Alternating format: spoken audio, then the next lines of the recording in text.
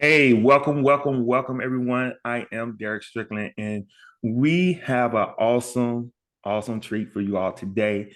I am here with a good friend, a mentor, someone that is really just making things happen in the group home business.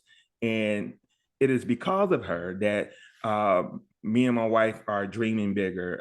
It is because of her that me and my wife is actually going in a direction as it relates to this group home business that is going to really just set us free from a 9 to 5 or 7 to 7, whatever it would be. And I really thought that it would be great to have a one-on-one conversation with her. So all of my people out there in virtual land, give it up for my friend, Miss Myrrie Hayes. Hey, Myrrie, how are you? Hey, I'm great. How are you? I'm great. I'm great. I am so glad to be spending this time with you. I know you're a busy lady. You run an awesome business, and man, it's just a blessing and a privilege to be able to have this time with you to kind of pick your brain about some things and maybe talk about some things that maybe you haven't really released yet online and just get a deeper appreciation for what it is that you do and how you help so many people. So thank you so much. You're welcome.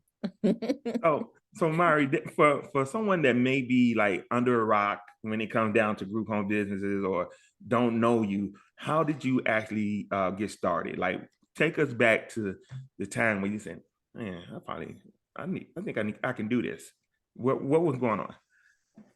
Okay, so let me put it in story form. There it Once is. upon a time, there was a young girl born into a family with many, many siblings. I was the youngest of 14. Woo. And my oldest sister, there was a 21-year difference. And so going through life, just growing up, she's always treated me like her child, you know. But I just kind of start feeling like something was different about her, but I didn't know what it was because I was a child. But as I got older, I realized that my sister was dealing with mental illness. Mm. And so, in one of her manic episodes, I had moved to Arizona. I had my own assisted living, and she was in Kansas City. Hmm. Uh, a lot of the family didn't, fool around with her because she would get off her meds. She was angry. Sometimes, a couple of people got slapped, so she become violent. And, and so she called me in her manic state from Kansas City. And she was just like, "Hey, Mari, I'm coming to Arizona and you're going to take care of me." Hmm. I was like, "What?" But I've always been taught respect your elders, things like that. And I love my sister. So I said, "Well, okay." She was like, "Okay, I'm going to get a ticket. I'm coming to Arizona." So when she got there, I picked her up at the airport. She had her purse and her Bible, and that was it. And I'm like, "Where's your luggage?" She said, "This is all I need, my purse and my Bible. That's it." And I Mm. said, "Okay." I said, "Where's your meds, Pearl? What's going on?" Because we called her Pearl, but her name was Hattie. And so she was like, "I don't have anything."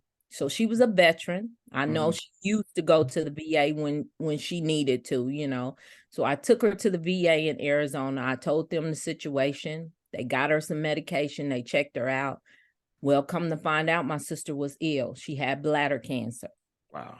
And so I moved her into my assisted living and I took care of her the last 3 months of her life. She died right there in my assisted living. Wow. So that kind of changed, you know, in that business aspect of me taking care of elderly. My sister passed. Hmm. The first client I ever got in my assisted living home, I had took care of her for a couple of years. She passed, and then somebody else passed, and I was like, "This is just too much death for me." Yeah. And so, yeah. And so at that point, I was like, "I'm a caretaker. I love to take care of people. How can I do it and honor my sister?" And so that's when I start doing behavioral health. And I started with one home.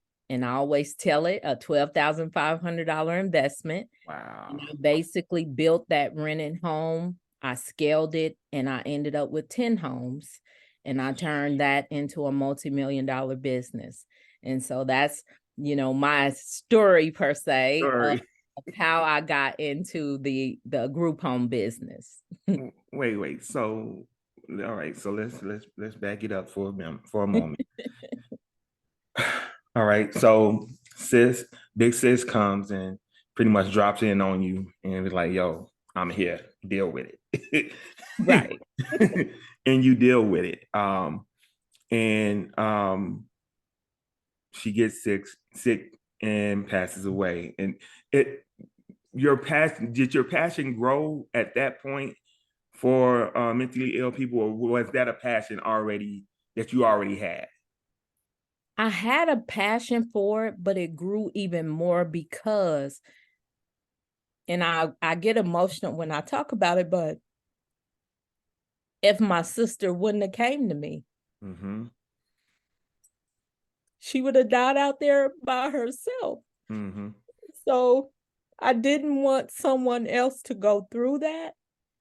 So I kind of considered my group homes a haven for Mm-hmm. all the people that were thrown out by their families, for all the people that were dealing with the mental issues and didn't know why. So I bring them in, I get them regulated on their medications. I feed them, meals throughout the day, to where sometimes mentally ill people are homeless. They're out there living in the woods or living on the street, and they don't get those consistent meals. So I just call it a haven of peace. I bring them in, I love on them. I get them, help them to get better, help them to get stabilized, and then they move on and they live productive lives. So I guess it grew Uh-huh. out of that because I'm a caring person. I'm passionate about people, period. But in that, just thinking about, she came to me at that appointed time. What Mm-hmm. if she wouldn't have, Wow. you Yeah. know?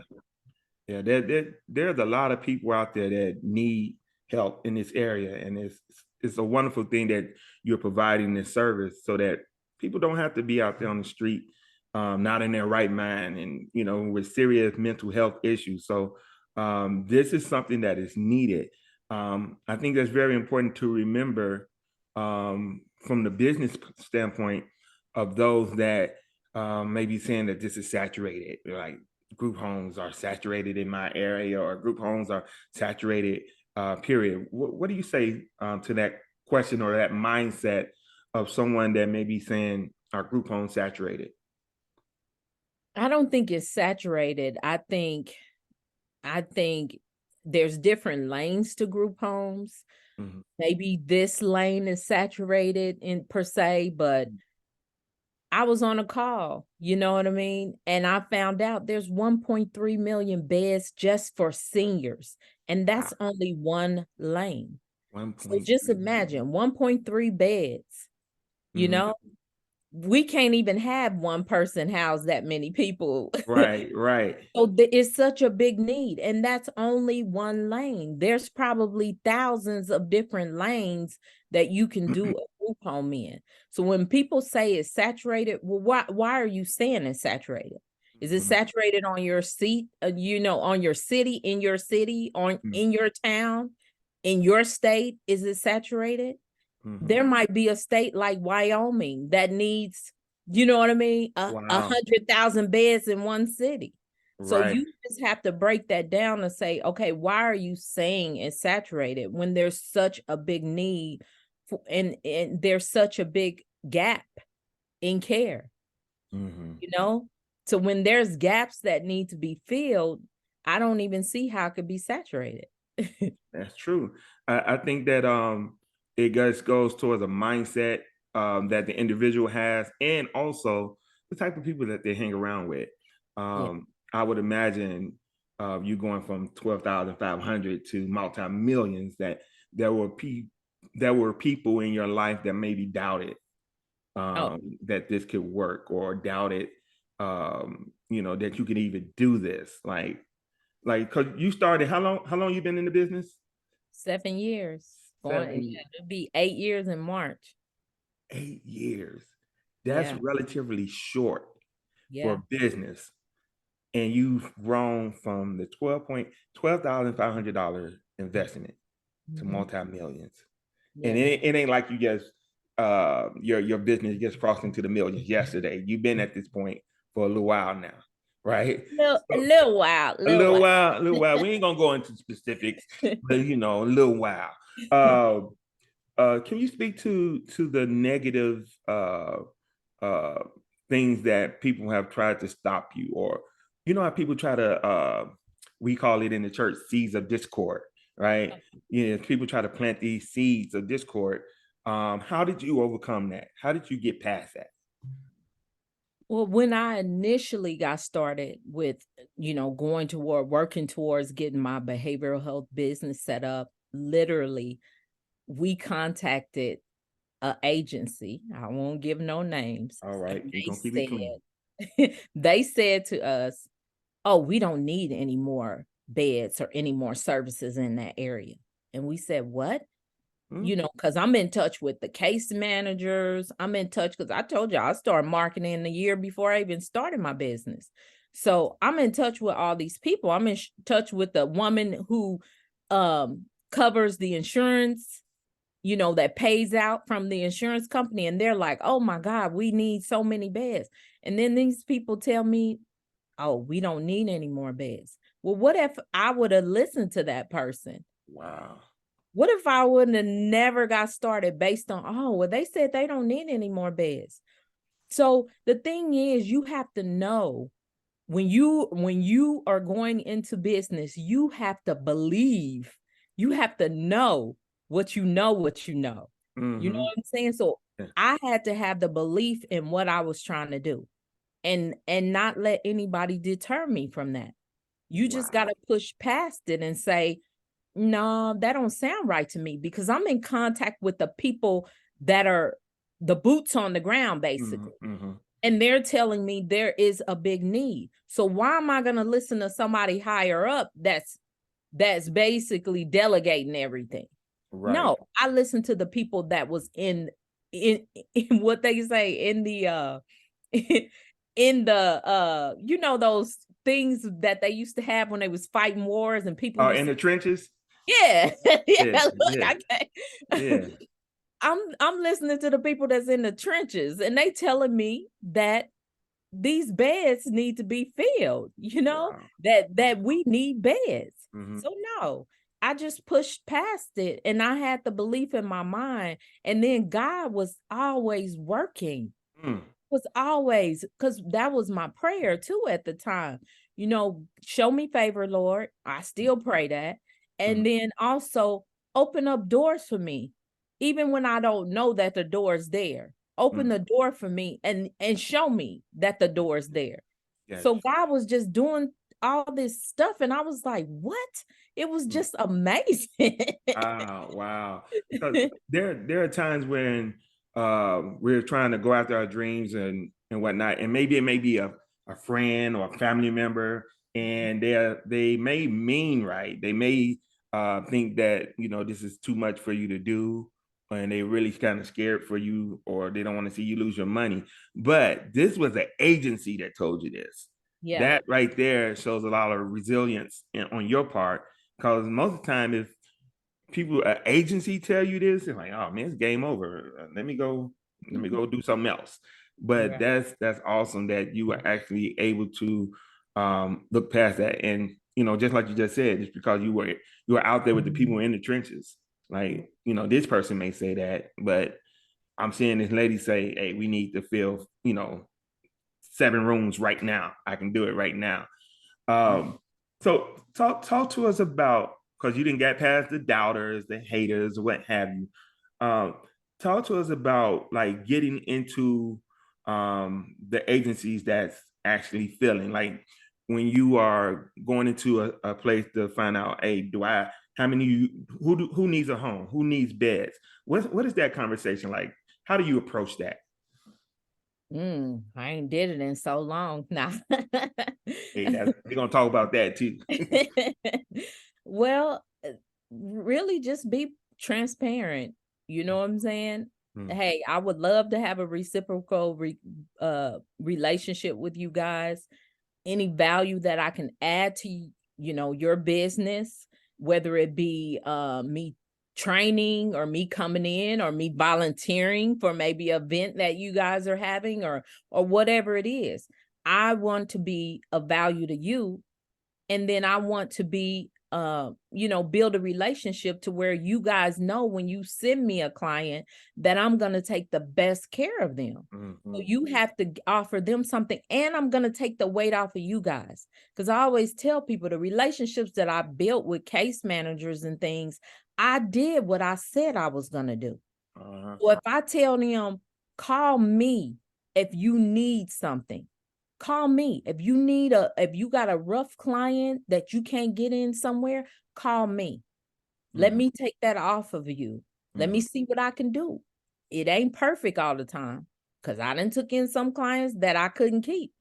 Only because of them. They were at that level where I couldn't keep them, but I'm going to try. I'm going to try for you. If you need me to pick somebody up, I'm going to pick them up for you. If you need me to schedule some appointments, I'm going to do that. Let me know what I can do. And so because when I say me, I'm saying my team, because we showed up for people, then they like, wow, you guys are serious. Yeah. Because I'm going to take the load off of you to make your life easier. Some of these case managers have 150 to 200 clients that they got to maneuver, do all these things for, show up for, because they're supposed to be having meetings in behavioral health. They should be having meetings every 30 to 60 days. Wow. So just think if you got 150 to 200 clients. Oh, wow. Yeah. So if you have somebody that you're referring clients to that says, put the load on me, I'll carry it for you. You know what I'm saying? Who you going to send the client to? Are you going to send the client to the house that's not helping you? No, you're going to try to fill the house of the people that's carrying the load. Right. So when you are making this, I like to call it an irresistible offer, to the case manager. Hey, listen, let me help you. I'm gonna take this load off of you. That's only in my mindset. You correct me if I'm wrong. That's gonna go so far, right? In other words, you have a passion for doing this, right? But when you start to weigh out the passion versus I call it profit versus passions. How do you weigh that out? How do you decide just how much of yourself you give it for the client? I mean, I would think that the profitability has to play some part in that. It's like for premium service, you're going all out. Right. You do have to base it on your level. You know what I'm saying? Because in anything, you got to have some type of boundaries. So I know there are things that we're willing to do and then some that we're not. So I have requirements. Yes, I'm going to go above and beyond for you, but you're going to give me a complete admissions packet. You know what I'm saying? You're going to make sure that they come with 2 weeks to 4 weeks of medication. So there's things that I require. So I'm not just doing every single thing. There's a baseline of things that we require. And I'm going to tell you, I didn't have people show up at my houses with no meds. Wow. And guess what? We don't let them pass the threshold. You do not come in this door, because you're not going to bring this client and drop it off on my employee and they don't even have medications to help regulate them.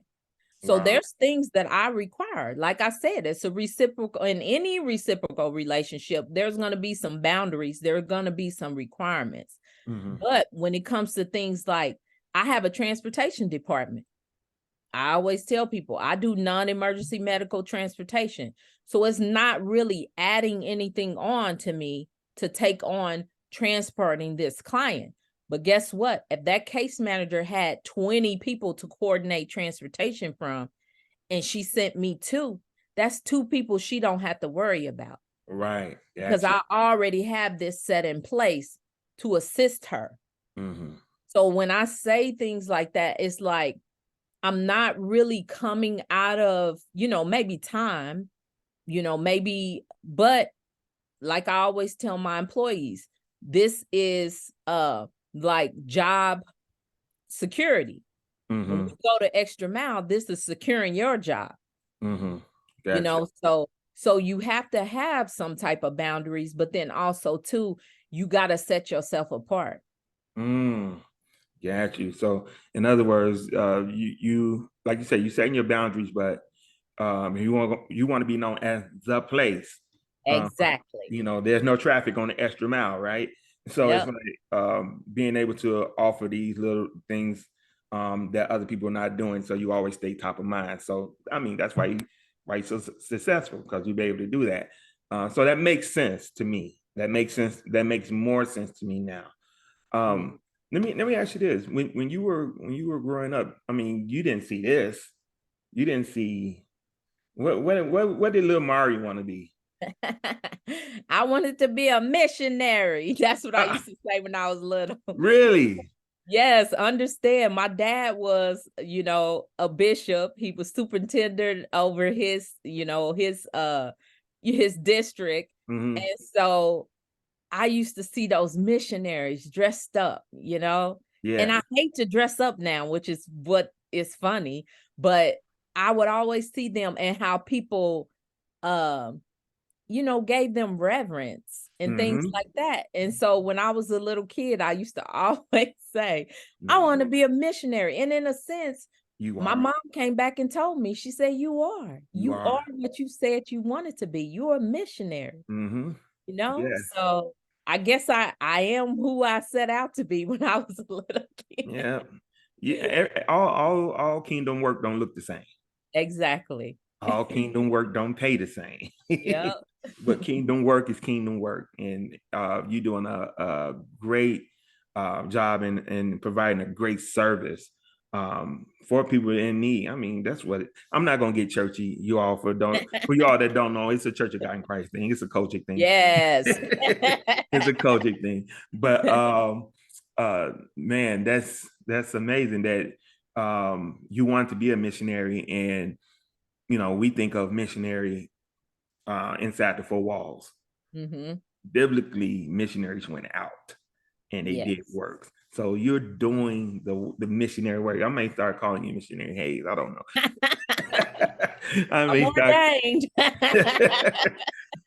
So let's talk about the financial aspect of it, and not just like how much are you making, how much they no, not just that. Although do want to talk about baseline, like what is normal for a sober living home, or what is normal for this type of home or this type of client.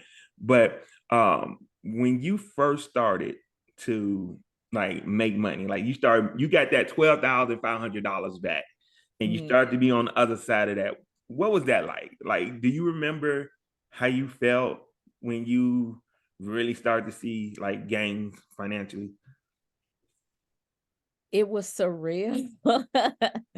It was, I mean, to me, I was excited when I got that first check where I wasn't coming out of pocket. Ah, how long they My take you? it took me a year and 2 months. All right.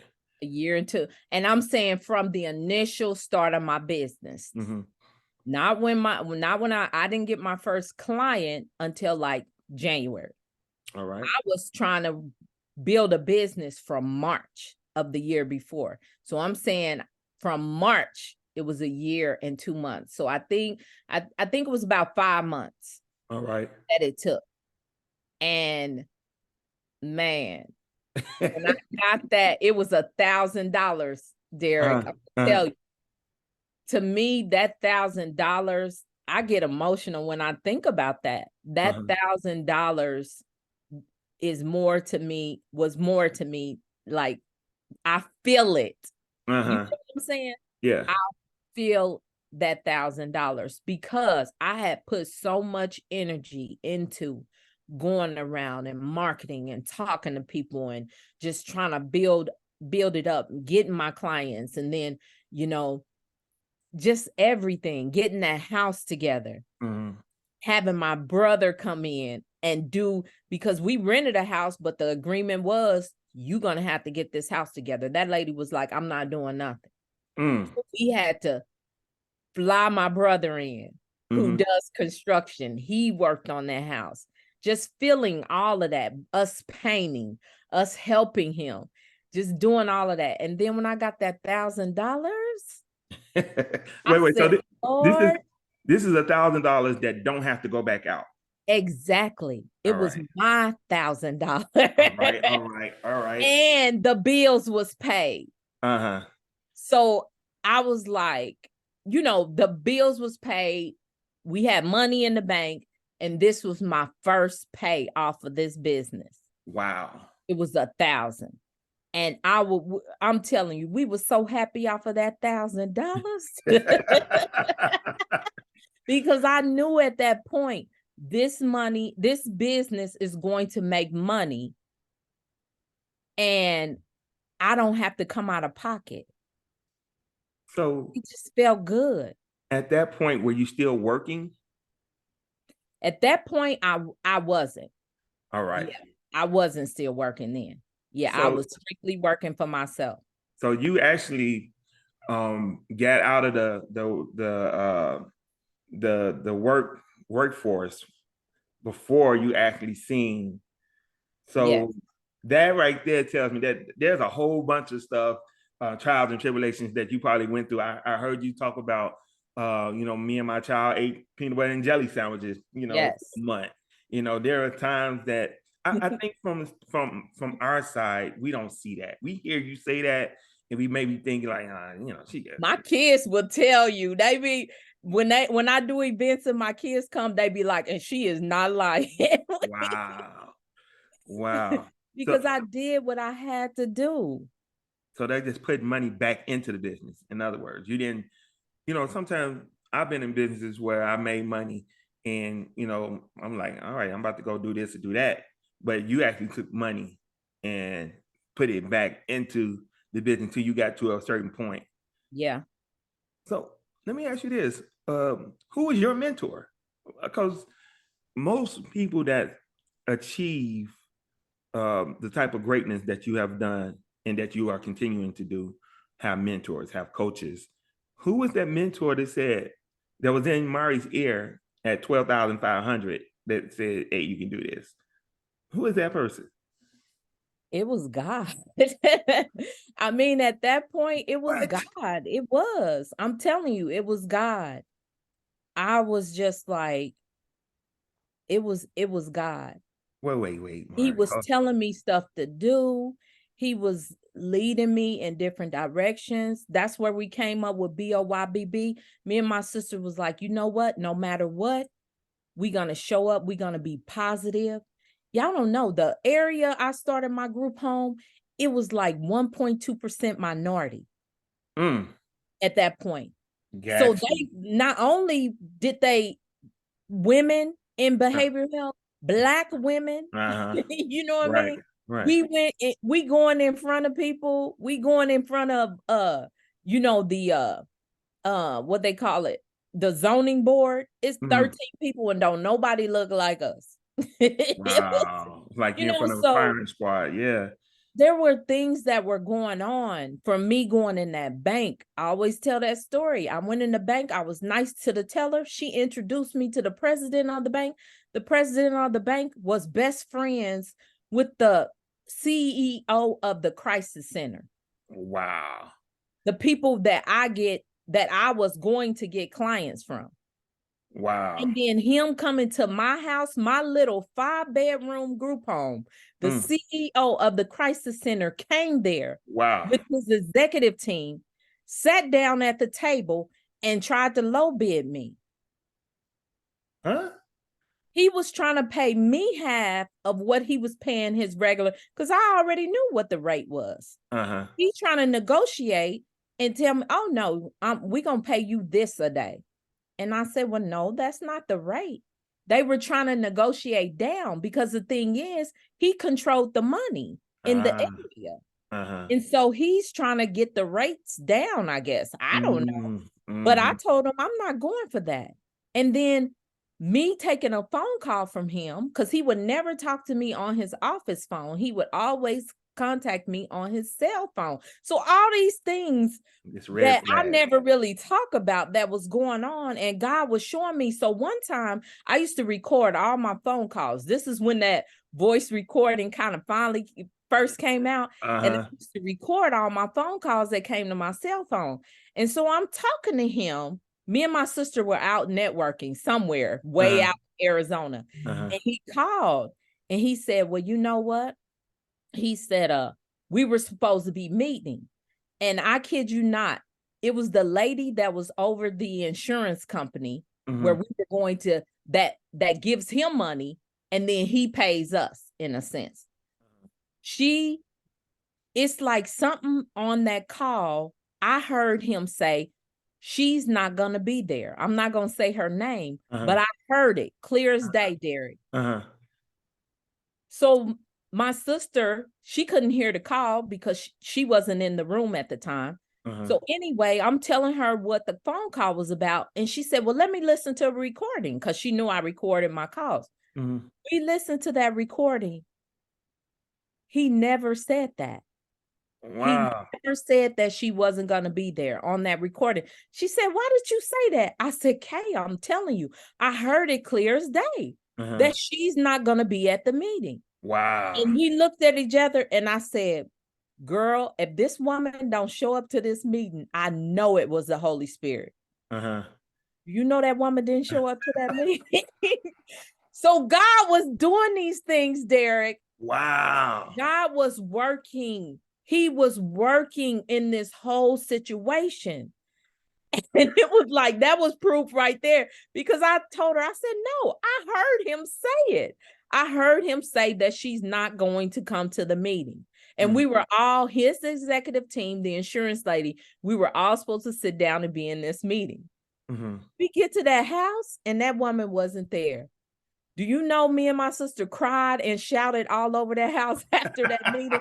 Because it was just showing us, and I know people are like, well, what's the significance of that? The significance is we had a recording that said Wow. nothing about it. But God had already told me that woman wasn't going to be in that meeting. Wow. Wow. So Wow. it was just, God was just doing all these amazing things. I Uh-huh. sat down with that man. He tried to low bid me. And then 2 days later, his team called me and said, hey, I got 2 clients for you guys. Can you accept them? Mm-hmm. And we were like, because he sat there at that meeting and said, I'm not going to use y'all. If you don't want to take this rate, I'm not going to use y'all. So I'm not going to refer you guys any clients. And we were like, well, we going to have to deal with that. Wow. 2 days later, his team called and gave us 2 referrals, our first 2 clients. At the regular rate. At the regular rate. Mm-hmm. So that's why I say when people in charge be telling you stuff, Uh-huh. sometimes it ain't facts. Sometimes that's just them, because this is the thing, you dealing with human beings. It's all subjective when you dealing with human beings. Mm-hmm. It's on how they feel that day. It's on what's going on in their relationship. It's, you know what I'm saying? Yeah. So you can't always base everything on what somebody tells you, because we got them 2 clients. And that man, his agency, because he ended up retiring a couple of years later, his agency been paying us since day one. So, I mean, I'm listening and I'm a listener. And what I'm getting is like, you are a real CEO. Like, CEOs don't get caught in their feelings. Yeah. Uh, it's like, all right, you said this, but I know what I know. And you didn't take that and, you didn't tuck your tail and run. You and your sister, as it says, just stood flat footed and like, this is what it is. It's And business. Yeah. Because the thing is, I could have been all in my feelings. Well, he said he wasn't going, when they called me, he said he wasn't going to use me. I don't Mm-hmm. want, you know what I'm saying? No. When his team called me, I treated them just like they was a brand new intake. But in my mind, because I'm looking at my sister like, this is his agency on the phone. So in my mind, I'm thinking, y'all just told me, but it wasn't them. It Mm. was him. Wow, it ain't them, it's him. Man. All right. So that leads me to the next um topic when you start talking about fees and things of that Mhm. nature. Um, it is my understanding, of course, you are the expert, so correct me. It is my understanding that there are different fees depending on the type of group home Oh, you have. And yes. um, there are let's go over some group homes because I got a list here, Mari. I'm gonna pull my list out real quick. But like you may have sober living.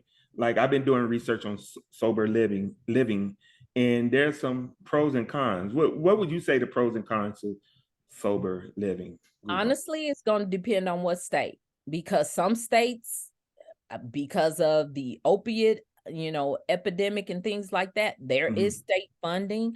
But a lot of states, sober living is more, they pay, you help them get on their feet, they pay per bed. So if All right. it be, six, I just talked to a lady, she was charging $175 a week. So Mm-hmm. that's 350, what, $700 a month per bed. Uh-huh. So you might have 10 beds. So you end up making about 7 grand. That's not bad money. Uh-huh. If that is your passion and that's something you want to do. Then I have what, Dwayne. Dwayne gets grants that pays for a lot of his stuff. So he may get, $100,000 grant to Mm. help him.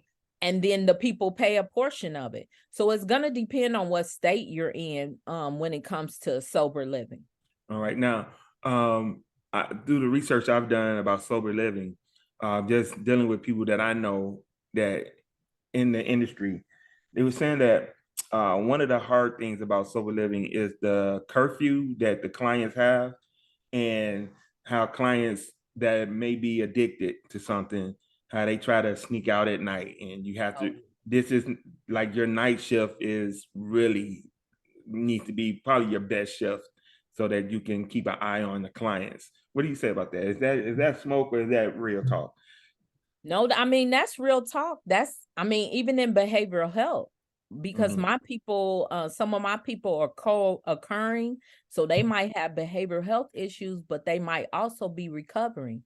So that could apply to, really behavioral health or sober living. But yes, that is a important, um, you know, really any staff is important. So Mm-hmm. because I don't want to downgrade anything that my staff or somebody else staff does. Mm-hmm. But yes, you do want to have people be woke, be watching. You may want to have cameras. I have cameras on community areas, Mm-hmm. basically like the living room, dining room, the back porch, things like that. You never want to, unless you can have lock units in your state. A lot of states don't allow that. Mm-hmm. So you want to have people that are um, awake, Yeah. that Yeah. are, not sleeping.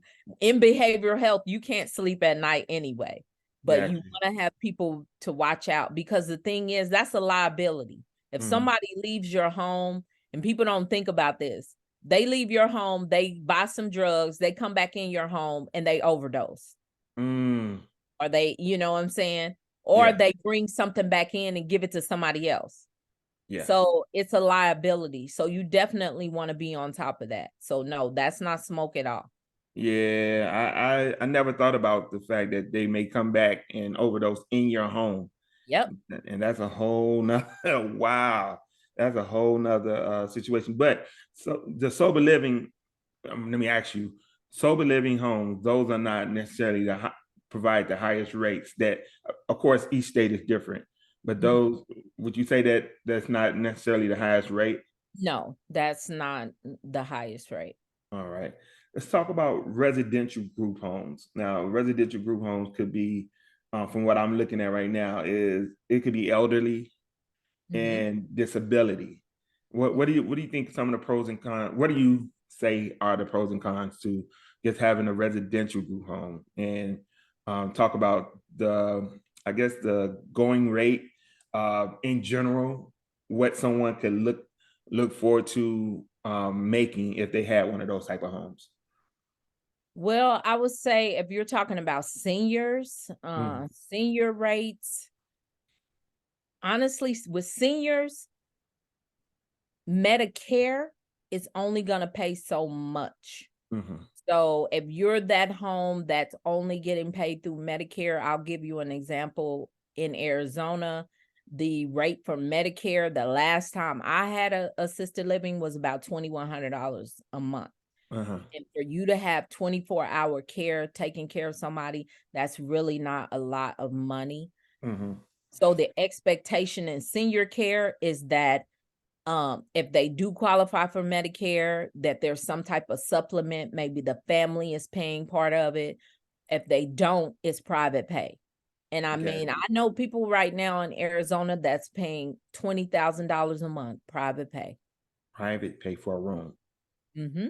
That ain't for the whole Because house. they're getting top of the, well, they think they getting now, because I'm gonna tell you, I done been in some homes and I'm like, this is crap. but Wow. but it may be in Scottsdale, and So location means it'd be a something. master suite with, all these bells and Oh. whistles, but the care may not be so great. And Mm, I've been at home where the care is awesome. You know what I'm saying? So there's always, a left and a right yeah. thing. Yeah. But yeah, I know some people right now that's paying $15,000-$20,000 a month out of pocket.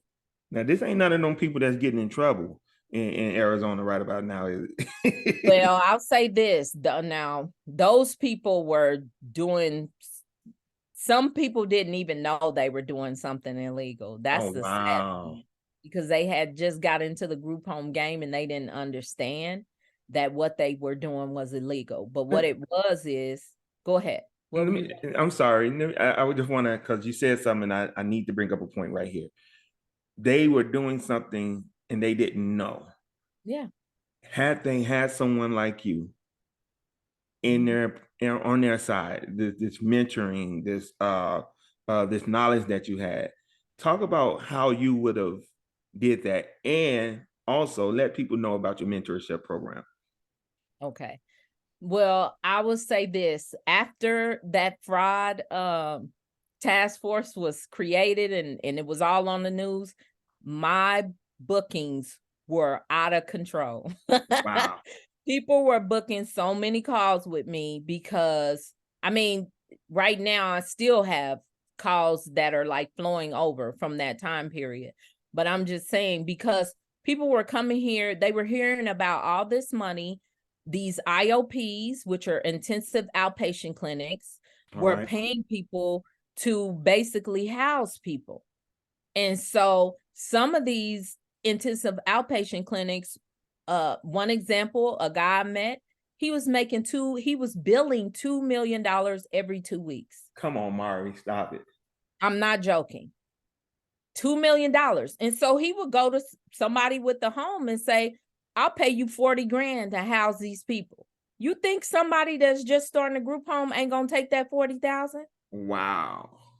Because it wasn't nothing to him. He was making 4 million a month.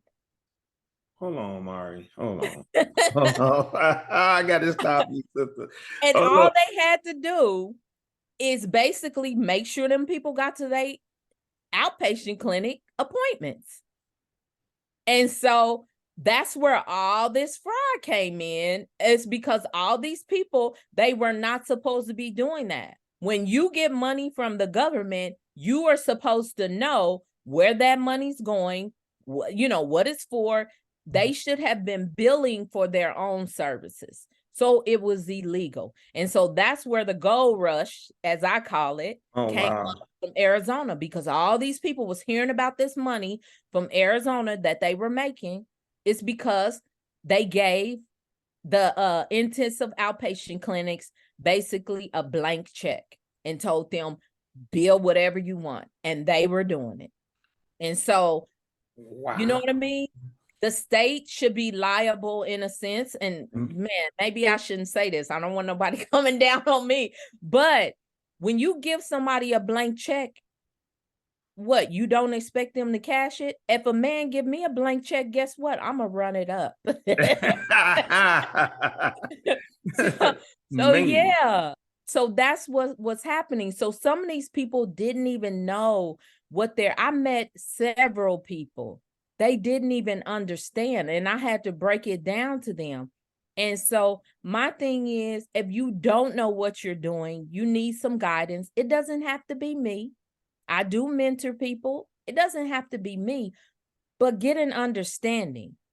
You know what I'm saying? Know what you're doing. Read your regulations. Stay updated, because some of these people are going to get sued. They're going to have to pay that money back. They're going to jail. It's people that's going to serve prison time because it's fraud. Yeah. That's Medicaid fraud. That's a government offense. Wow. And so when it comes to my mentorship, I just try to teach people the right way.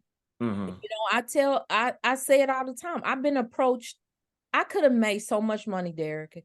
Like, I could have disappeared, been somewhere out in Australia with hundreds of millions. That's how much I've been approached. Wow. But I always try to do things the right way. And I'm not saying I get it right all the time, but my intention is to always do things the right way.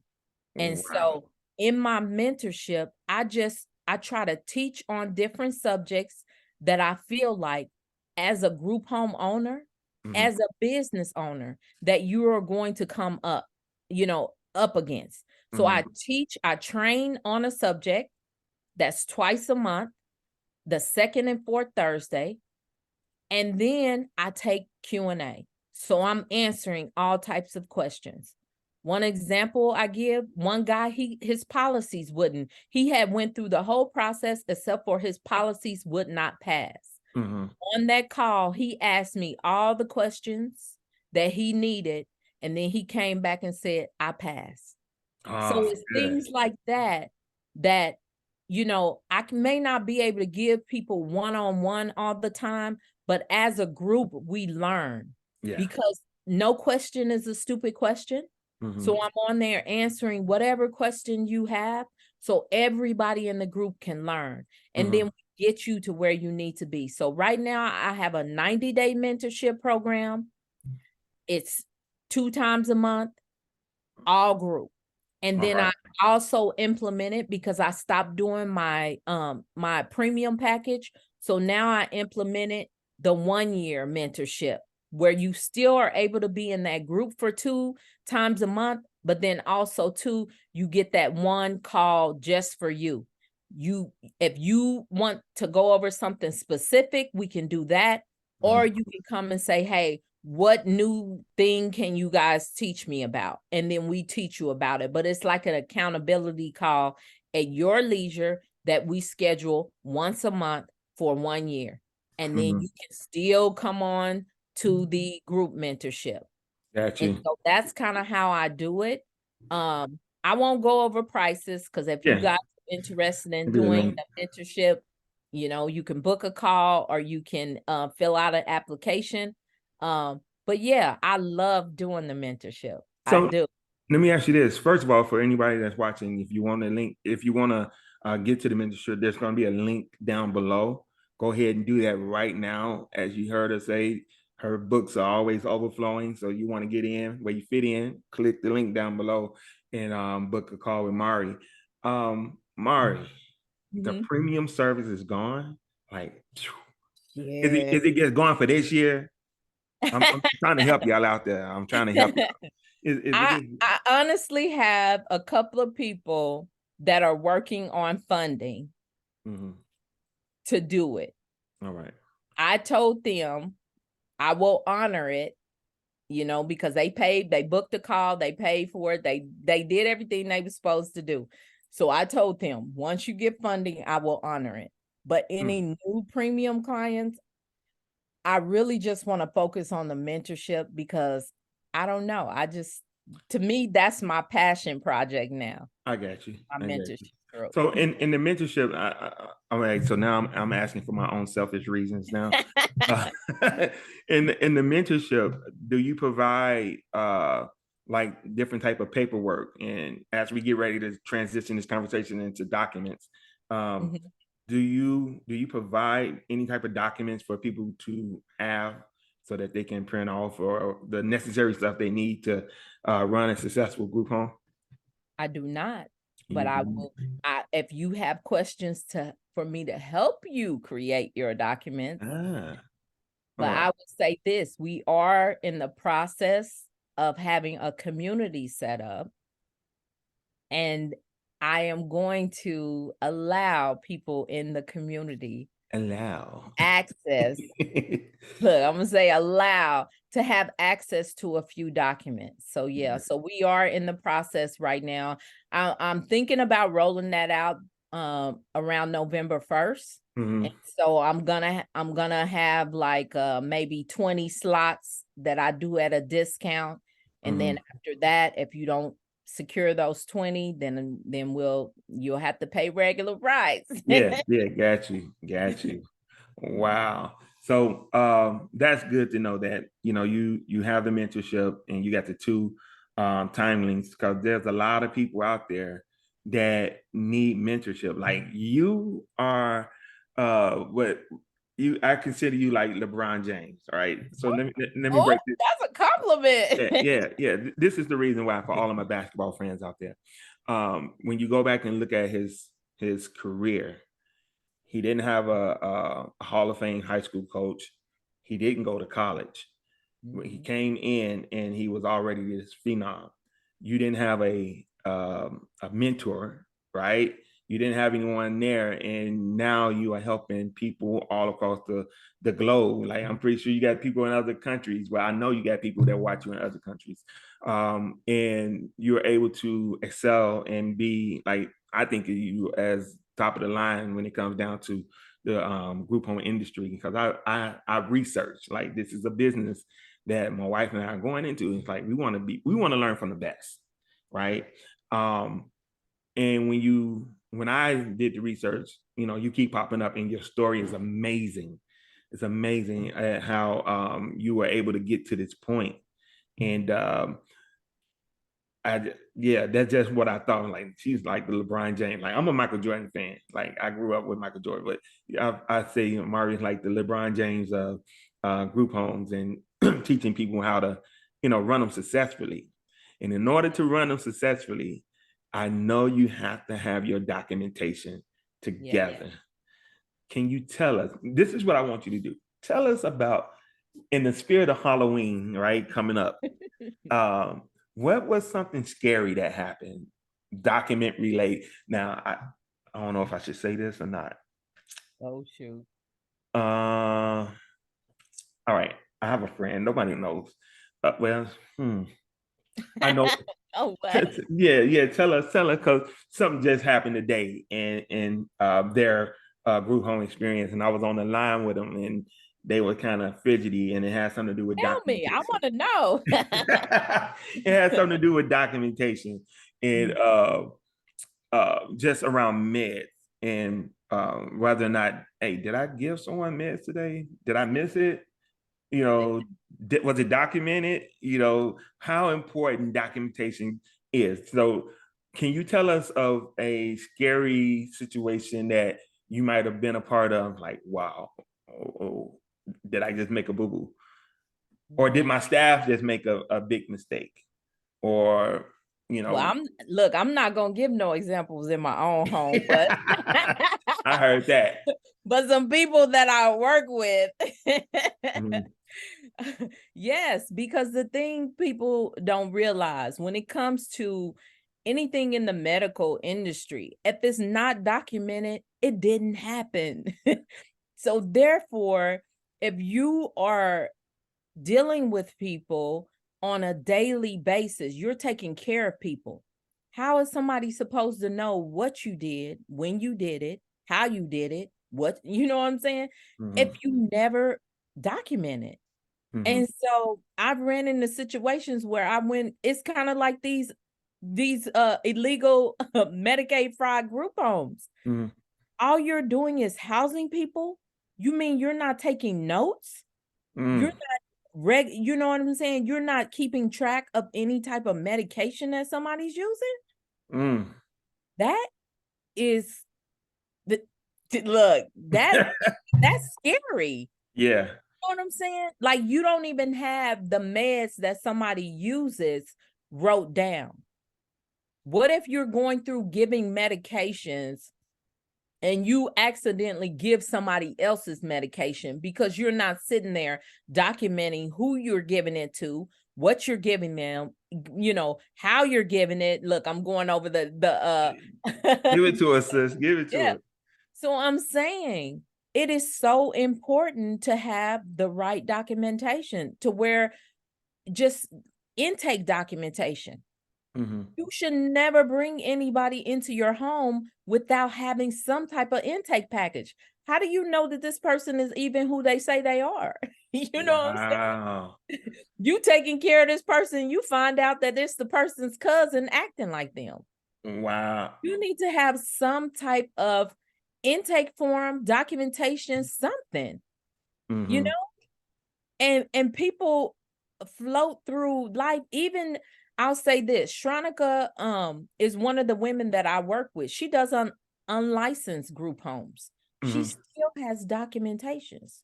She still has folders, binders for her clients with face sheets to tell who they are, what they look like, what type of allergies they have. What if you don't have any type of documentation on somebody, and then you give them, they're deathly allergic to peanuts, Peanuts. and then you give them peanuts because they not in their right mind and they just eat peanuts, and then they die right there on your floor. Ooh. Documentation is so important. Yes, yes. So when the client comes to your door, Mhm. they're with their case manager. No, not all the time, just sometimes. So at the point that they come to your door without one, Mhm. has the case manager sent over files or something? Oh, when we get a whisper that somebody is about to send us a client, we have a whole intake packet, honey. I done learned my lessons. Wow. Wow. So they show Yes. up. Wow. What happened if they don't show up and they're supposed to show up? The person, Yeah. you mean after I've taken all their information and everything? Right. I've had people that didn't show up, that jumped out of a car, and things like that. Once they find them or wrangle them up, they Mm-hmm. bring them to my group home. And then I've also had clients that actually came, Mm-hmm. looked at us and said, I don't want to be here. Mm. It happens. All You got to right. be prepared for that in business. Guess what? Hey, you document it, because the thing is, I'm big on KPIs. And I KPI. know people starting in small businesses don't feel like they have to do key performance indicators. Thank you. Yeah. Keep track of that. Mm-hmm. You should, because that comes up. How many people have you been referred? How many did you actually get? Mm-hmm. How many left after 1 day? How many left after 30 days? Where did they go when they left? These are things you should be keeping track of. So Wow. at any point, I want to build a relationship, get funding, do whatever, get a grant. Just like now, I'm starting to apply for grants. Guess Mm-hmm. what? I got all this documentation because Mm-hmm. me and my team done kept track of everything. So Yeah. when people come and say, "Oh, well, what? Oh, we got it, baby. Look, we got Mm-hmm. this, we got this, we Mm-hmm. have it." When the Yes. insurance company comes back and they want to know what's going on in your house, Mm-hmm. we need documentation. And honey, if you dealing with insurance, they can come back at any time and say, "I need 60 days worth of notes, group notes, medication, the MAR. I need all of it, and I need it in 7 days." You Wow. need to be able to pull that information up. Wow. So you actually telling me that everything could be going smooth. Y'all, I mean, they in there laughing and talking. You guys got finished eating dinner. You know, they watching the game, and you get a knock on the door, and it's somebody from the state. Mhm. What's going through your mind at this point? Well, me, because I've been in over 100 surveys, me, Mm-hmm. I'm like, hey, let me have your card Mm-hmm. because I need to know you are who you say you are, Mm-hmm. and then let us know what you need. Mm. That's it. Come I on in. don't sweat stuff like that Mm-hmm. because I've been preparing for such a time as this. As they we say. so we so churchy, boy. We so churchy. Praise the Lord. Thank God you prepare, right? Prepare for war in the Yes. time of peace, right? Yes, you should always be ready so you don't have to get ready. Mm-hmm. If you're already keeping track of your documentation, your Mars, things like that, medication administration record, Ah, Mars. Sorry, I gotta make sure people thank know. you, thank you. So yeah. So if you're already keeping track of this stuff and you're filing it correctly, taking proper care, because all of that documentation, all of that paperwork, you need to be keeping that stored. Mm-hmm. Sometimes 5 to 7 years, depending on what state you in. Mm. So those type of things, we ready. So we don't have to get ready. Mm-hmm. So, like you say, you have a team that helps you do this, but Mhm. at one point, you were the team. That was you. Uh, Yes. can you talk to us about, and we're gonna be wrapping up here pretty soon, but I knew this was gonna be kind of a lengthy conversation. But can you talk to us about um, the point from when you stopped working in your business, and you work on your business? Now you're moving from that person that's opening the door for this survey or whatever they're doing. Now you're in a position that you're in now where you have people that you employ to worry about this. Like when was that point where you actually was removing yourself from um, having to be at a house at a certain time every day? That was around house 4, house 5. House Yeah. 4, house 5. Yeah. My So house 5 is Oregon. So around that time, that's when I was transitioning out of the everyday. Um, mhm, and it's kind of like passing the mantle. You mhm, always need to be thinking about succession mhm, coming out of it. So you need to be preparing. So that's why we start doing KPIs. mhm, That's why we did SOPs, standard operating procedures. mhm, That's why we did that. So when people come into the business, they know exactly what this business, what it's about. They know exactly how to sit down at the job, pull out the SOPs and do the job. So that's why you do these things. mhm, Now they have better tools, what they have Loom and stuff like that, where you can record everything you do. But you need to have something set up, systems in place, mhm, so you can step out of your business. Because if you're always the one that's doing it, and then you never set anything up to teach the next one, you're going to always be the one doing it. wow, wow. Yeah. So But, you but gotta set things in place uh-huh. to remove yourself so you're not working in your business all the time. Was it hard for you to remove yourself from out of it from within the business? Yes. I ain't gonna Wow. lie, it was. Uh-huh. Yeah, only because it was like I bet you know what I mean? You get into that This is I your baby, right? This is sense. Yeah. yeah, yeah. I did it. I did this. I done built this relationships. I done, you know what I'm saying? And it shouldn't be about that if you are going to be a business person. Now, if you always just want to be an entrepreneur and you always want to work yourself, then Mm-hmm. do what you want to do. But if you're trying to build a business and be a business owner, Mm-hmm. You get what I'm saying? Uh-huh. I'm an owner Come now. on now. Talk your talk, Mari. Talk your talk. So yeah, so you have to prepare yourself to remove yourself. And I'm not saying it's easy because it was hard. I'm dealing with people's lives. Mm-hmm. The license is on my head. You get what I'm Wow. saying? So it is hard, but it's necessary Yeah. because of what I wanted to do. Yeah. So you have to be very particular at who you have as that next person down the Yes. chain, and who is overlooking everything. And Yes. how many levels deep do you go in your business? Are you from the top? Like you're at the top of your business. How many Mhm. levels deep do you go to the person that's staying at the house overnight? How many people is in between? I would say 4.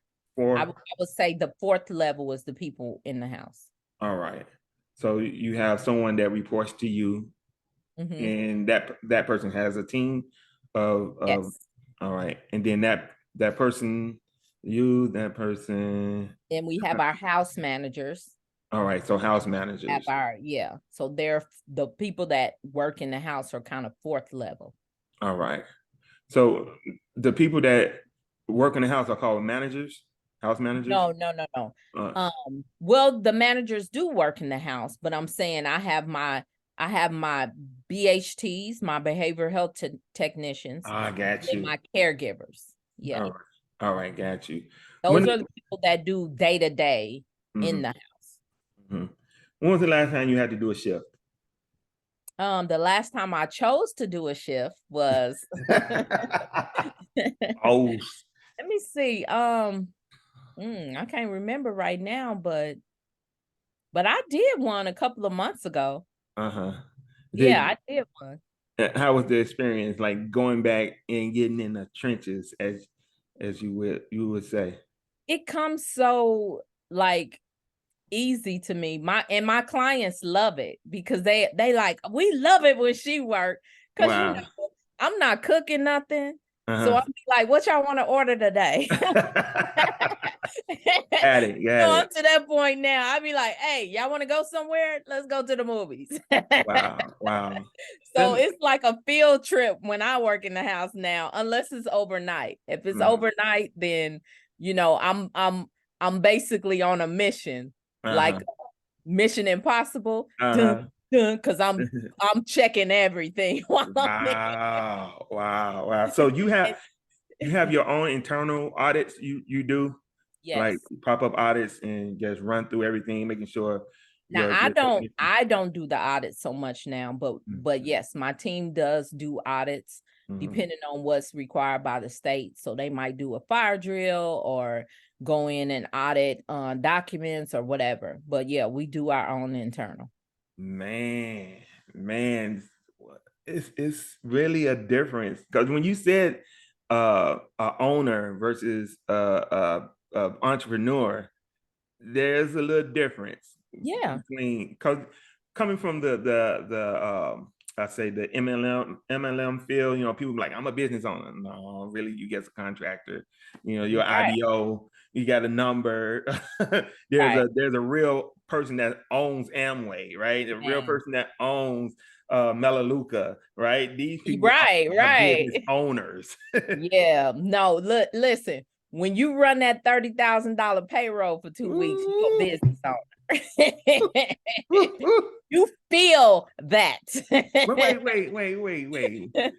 Mara, you feel that? You feel it. What do you mean you feel it? I You do. You just feel it because it's like I used to make this in a year. Now, Mhm. when I run my payroll, these are the numbers I see. I'm sorry. Look, you got to think. I tell people because people be like, but no, it does. I feel it because of Wow. where I came from.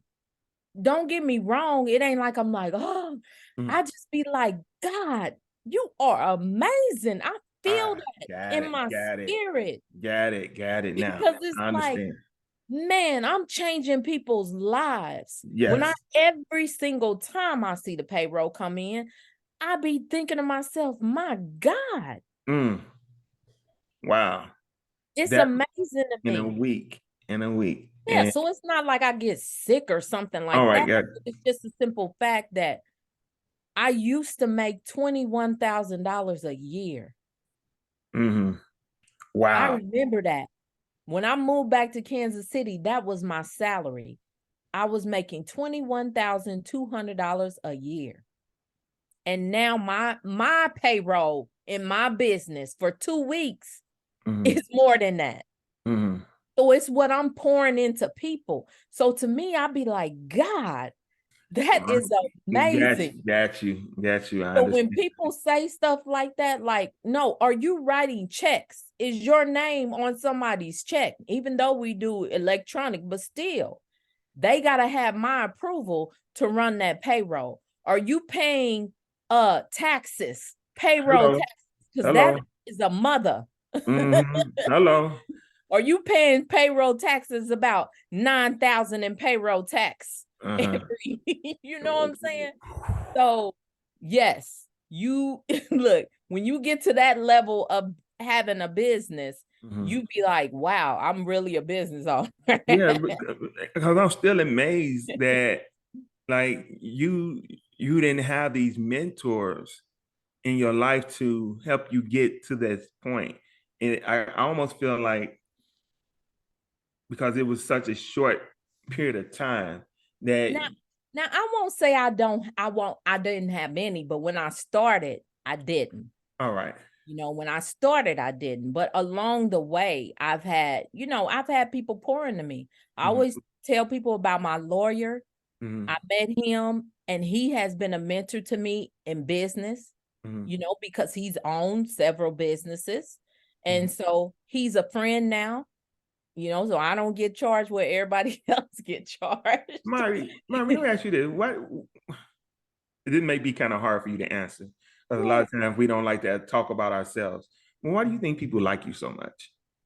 What is the quality that you possess that like me and my wife, like it's Mari, right? It's like, I this don't this is know. just how we feel about it. What is it about you that I know what it is for Natasha and I, but what is it that you think that this lawyer says, you know what, I'm gonna pull you in and I'm gonna give you these nuggets. I'm going to show you things that I may not show other people, or what was it about your approach to the young lady that you said I want you to work for me, that she actually got up and left?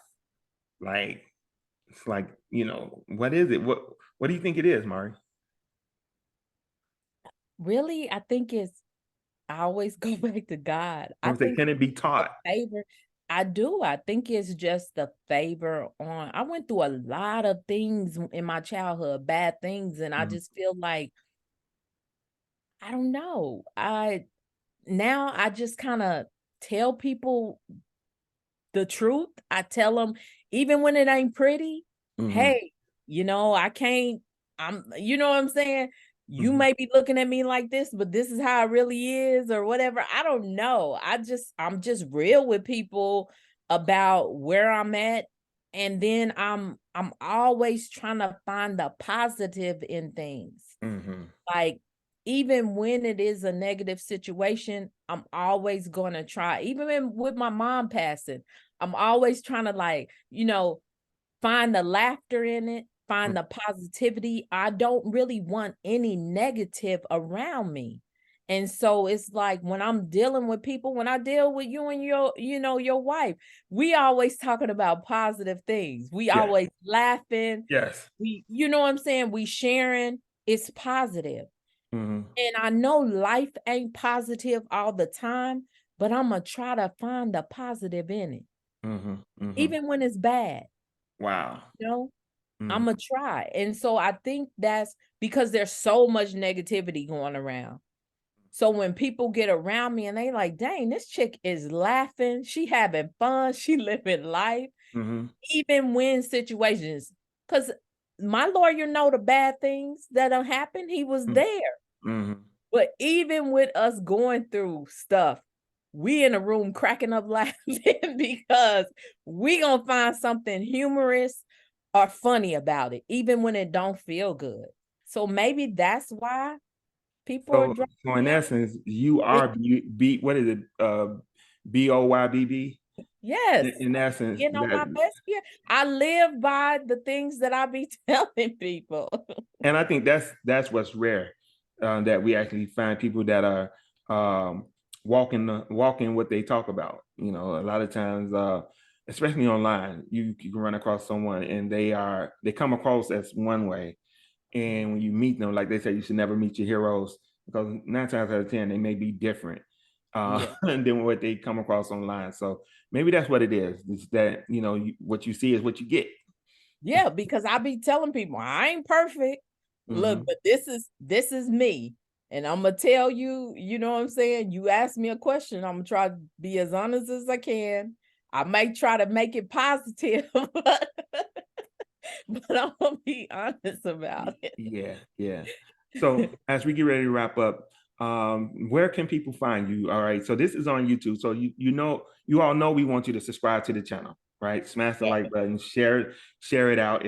If Myrrie said any gems, right? If there's any aha moments, like put it down in the comment section and let us know what it is that you really liked about this conversation. But Myrrie, where else can they find you? You can find me on Instagram Mhm. under the Myrrie Hayes. You can find me on TikTok as Myrrie Hayes. Um, Now yeah. you have a book coming out, right? hmm All Yeah, right. Can you tell book. us about that book real quick? Woo. It is the 5 steps to having a successful group home. Mm-hmm. That's actually I got 2 books coming out. I Mm-hmm. have a devotional coming out Yes. too. It's the devotional, it's just about joy, Mm. because that's kind of what I represent, just having pure joy. You know what Mm-hmm. I'm saying? Which I feel like you have to be connected to the creator to have it. And Wow. so it's Yes. a 365-day devotional. So it's me and some other authors that are just giving you, our little, I guess, takeaway or energy about joy. And so I have that one. And then, like I said, the 5 steps to having a successful group home, not just having a group home, Mm. having a successful A group home. successful one. Yes. Yeah. Awesome. Awesome. So, ladies and gentlemen, this has been a great conversation. Myrrie, once again, thank you for taking time out of your busy schedule and to sit and have this one-on-one with me that I've been dying to have with you.